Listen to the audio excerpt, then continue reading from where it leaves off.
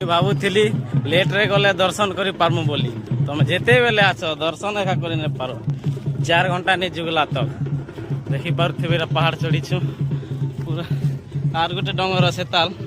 ଏଇଟା ତ କିଛି ନେଇ ସେ ଆର ଗୋଟେ ଡଙ୍ଗର ସେତାଲ ଆଗକେ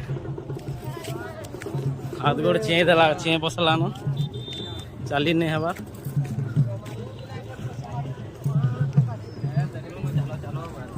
से डंगर के चढ़वा देखी तो से डंगर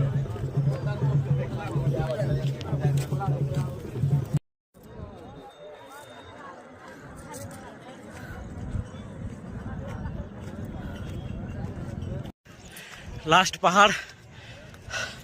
देखी पारुथिबे ओ माय गॉड